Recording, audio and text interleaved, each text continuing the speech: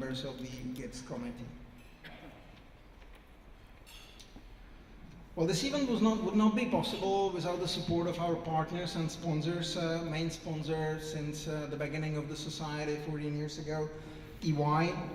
Other society sponsors are CSOB Asset Management and CSOB Penzijní společnost. Partners for PR and Forecasting Survey, DBM Partners in Communication and Company Hertzmann. Media partners, Hospodářské noviny with their website iHned and Econom Weekly. Fleet Sheet and Final World. Event management by Weber Schendvik. Limousine service provided again as in last year by Kartek, a member of the Kartek Group, the biggest BMW dealer in the Czech Republic. And catering provided by Vyšehrad, Vinikola, Pilsner Urquell and Čokoládová továrna. So thank you very much for all these sponsors and partners who are helping us to do this event every year. Also, thanks again to the Czech National Bank to providing us with these really splendid premises for our event. Last not least, thanks to our volunteers who continue to invest their time and energy, including board of directors who consist of senior financial professionals and who have been dedicating their time to that. Now I would like to pass the floor to the first speaker, who I certainly don't have to introduce, Governor Miroslav Singer. Ladies and gentlemen, enjoy the evening.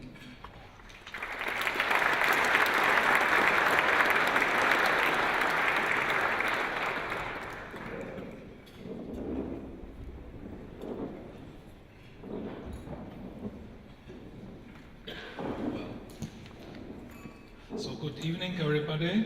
It's a pleasure as always. This is my last pleasure of my career. And let me just state with bad jokes you all know, or most of you, I'm sure, know from previous forecasting dinners. How long am I supposed to speak, as a matter of fact? I can fill any time I need. Well, no response. 20 minutes? 20 minutes roughly. All right. So as always, I will speak. You will have a chance to ask me questions. But joke number one: anytime you feel like interrupting me during my speech, please do so. I started my academic career teaching Pittsburgh Steelers the marginal concept of marginal revenue and marginal cost, and I believe nobody can surprise me after that. You are the first. You are new here, yeah? So you laugh. That's nice. So close to me. We singers should support each other. All right. I will talk about three major topics about our policy and results of it after 2012, or after end of 2012, about recent developments, and of course about our forecast. So let me just repeat what is now, I believe, a relatively long history.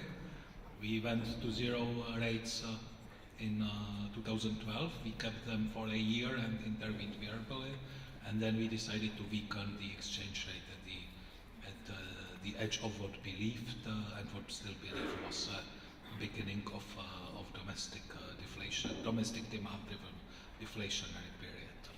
And as you may remember, it caused quite a lot of discussions. I believe I must say I became a celebrity. I remember I was congratulated by rock star Ondřej Hejma in some birthday party in January 2014. And he came to me and ran to me essentially and shouted, "Congratulations, congratulations." And I was a little bit puzzled as I was the public villain number one at that time. And he told me, no, I've been 30 years in entertainment business, but I never was 3 times in a row on a billboard on a tabloid front page. So that's I was. And what has happened from then? Well, as you know, we are keeping the floor. We didn't have to intervene for a relatively, and for us I must say, very unexpectedly long period. And but however, last summer and the beginning of this year, we did a few things. Still, I must say, if you would compare our reserves with our peers, you wouldn't find any big difference. Those are in terms of GDP or in terms of our reserves, relatively small amounts of money. Maybe more importantly, I'll mention what has happened to the economy. You may remember that we were supposed only to increase the level of prices and do nothing to the growth. And I asked my my assistant to put me together the picture of where we stand in the middle of the crisis, which is the beginning.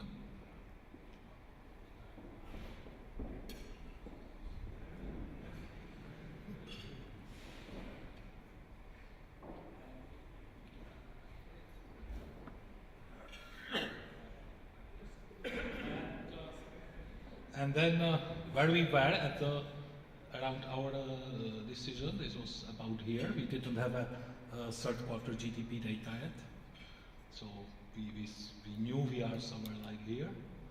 And what at that time our critics forecasted, that's about this. That's we will only increase the level of the prices, but the growth will stagnate.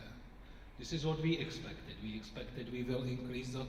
By the way, at that time, everybody knew that central banks are absolutely great in increasing the price levels. That was a common notion. I remember probably some more crappy forecasts were still forecasting hyperinflation as they did in 2008, 2009, 2010, 2011, 2013, 2014, and at the end of 2015 they decided that central banks cannot move the price level. So this was the expectation. This was our expectation a bit, and this is where we are.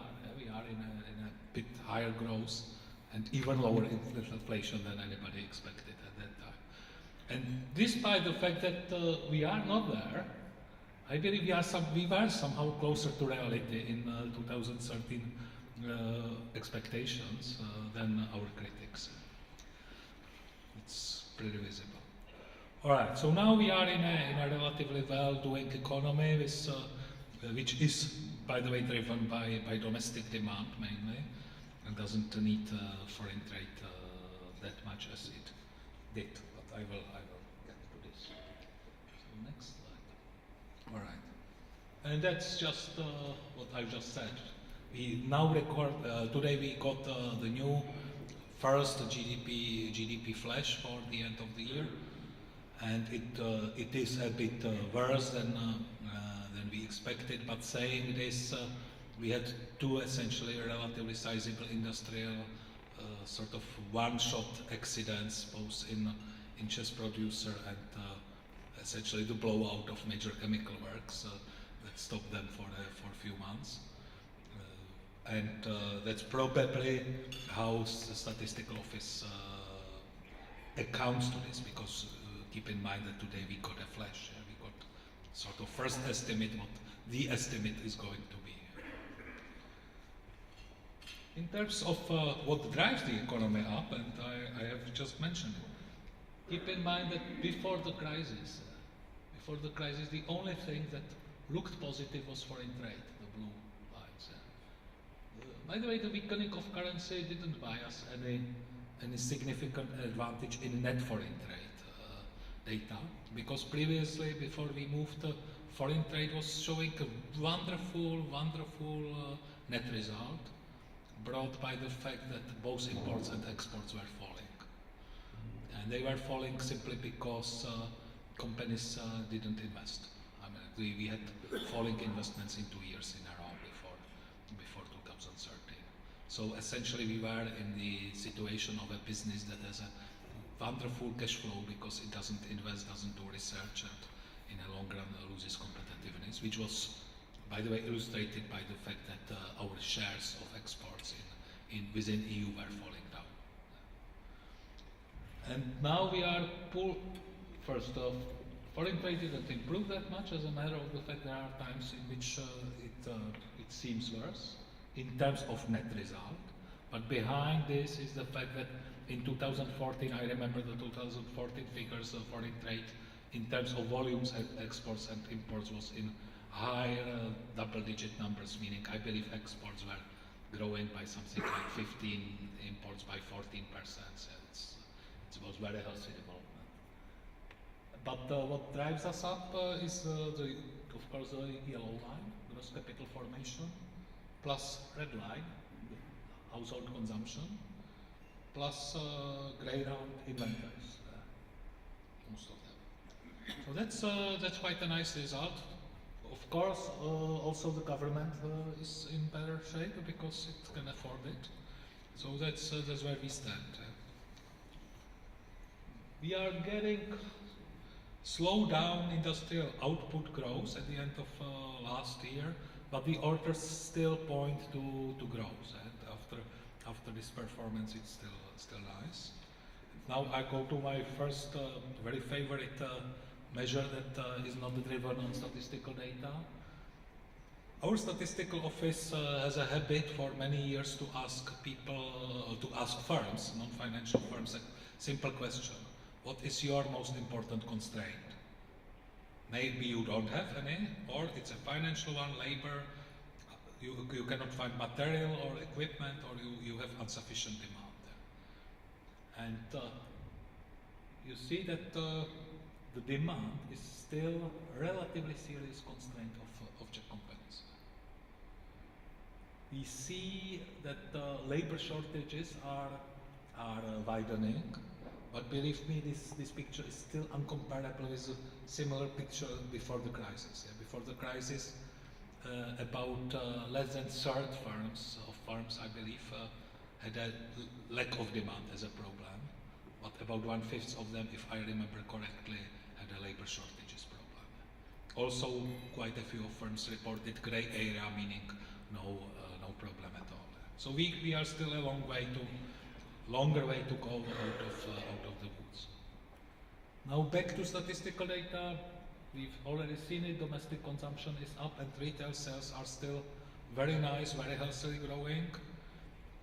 Let me just stress that around here in 2014, the growth was mostly driven by two-digit increase with two at the beginning. I believe the car sales were growing by more than fifths. Once people, and small firms, of course, which are in retail sale data, realize that it doesn't really make sense to wait for another price drop of a car, which is something that you can, of course, postpone the purchase of. And it's still there. The car sales are still strong, but they are not that strong now. Now